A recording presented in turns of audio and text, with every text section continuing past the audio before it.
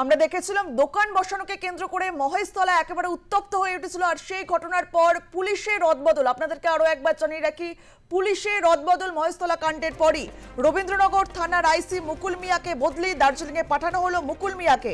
রবীন্দ্রনগর থানায় আনা হলো সুজন কুমার রায়কে।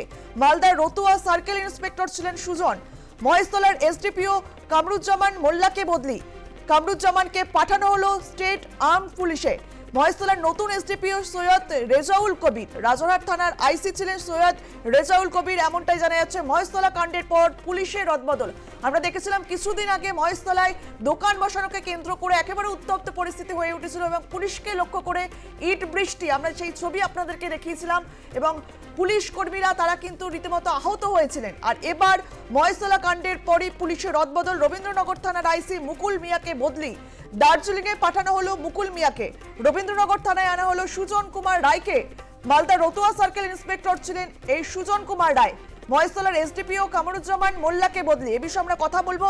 আমাদের সঙ্গে টেলিফোনে রয়েছেন আমাদের প্রতিনিধি সঞ্জনা লাহিড়ী। সঞ্জনা, মহেশতলার কাণ্ডের পরই পুলিশের রদবদল। সঞ্জনা, দেখো, মহেশতলা দেখা গিয়েছিল রবীন্দ্রনগরে যে ভয়ঙ্কর পরিস্থিতি বা অগ্নিগর্ভ পরিস্থিতির সৃষ্টি হয়েছিল, তারপরে কিন্তু দেখা গিয়েছে রাজ্য পুলিশের বিস্তর রদবদল করা হয়েছে এবং শুধুমাত্র রবীন্দ্রনগর থানার আইসি নয়, সঙ্গে এসডিপিও মহেশতলাকেও কিন্তু সমানভাবে বদলি করা হয়েছে। এক্ষেত্রে জানিয়ে রাখি যে মুকুল মিয়া তিনি ছিলেন ইন্সপেক্টর ইনচার্জ রবীন্দ্রনগর থানা এবং তাকে দার্জিলিং এ পাঠানো হলো।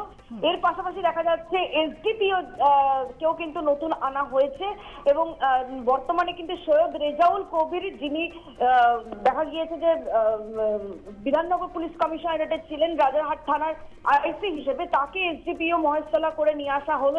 এমনকি কামরুজ্জামান মোল্লা, যিনি মহেশতলার এসডিপিও ছিলেন, তাকে রাজ্য পুলিশের ব্যাটালিয়নে, তার ৩ নম্বর ব্যাটালিয়নে পাঠানো হয়েছে।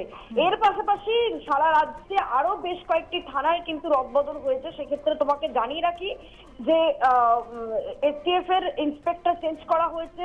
জোনাকি বাগদি ছিলেন, তাকে পাঠানো হয়েছে বিধাননগর পুলিশ কমিশনারেটের রাজারহাট থানায়। সুজন কুমার রায়, তিনি ছিলেন সার্কেল ইন্সপেক্টর রতুয়া থানায়, তাকে পাঠানো হলো রবীন্দ্রনগর পিএসএ। কারণ এর আগেও দেখা গিয়েছে মালদার যে পরিস্থিতির সৃষ্টি হয়েছিল তা কিন্তু আইসির তৎপরতা অনেকটাই কিন্তু দেখা যায় যে নতুন আইসি গিয়ে পরিস্থিতি কিন্তু অনেকটাই সামাল দেয় এবং এই জায়গায় দাঁড়িয়ে কিন্তু মূলত সুজন কুমার রায়কে রবীন্দ্রনগর থানায় নিয়ে আসা হয়েছে। পাশাপাশি গৌতম চৌধুরী, তিনি ছিলেন মালদাতে, তাকে পাঠানো হলো রতুয়াতে সার্কেল ইন্সপেক্টর হিসেবে। এরকম বিস্তর কিন্তু একটা বদল হয়েছে এবং এর ফলে যে ল অ্যান্ড অর্ডার প্রবলেম তৈরি হয়েছিল তা কিন্তু অনেকটাই কন্ট্রোল করা সম্ভব হবে, যেমনটা মনে করছেন ল অ্যান্ড অর্ডার ডিপার্টমেন্ট। ধন্যবাদ সঞ্জনা।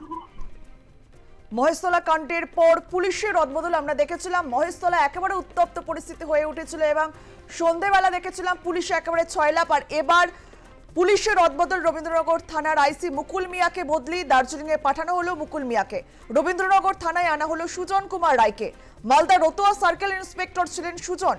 মহেশতলার এসডিপিও কামরুজ্জামান মোল্লাকে বদলি, কামরুজ্জামানকে পাঠানো হলো স্টেট আর্ম পুলিশে। মহেশতলার নতুন এসডিপিও সৈয়দ রেজাউল কবির, রাজারহাট থানার আইসি ছিলেন সৈয়দ রেজাউল কবির।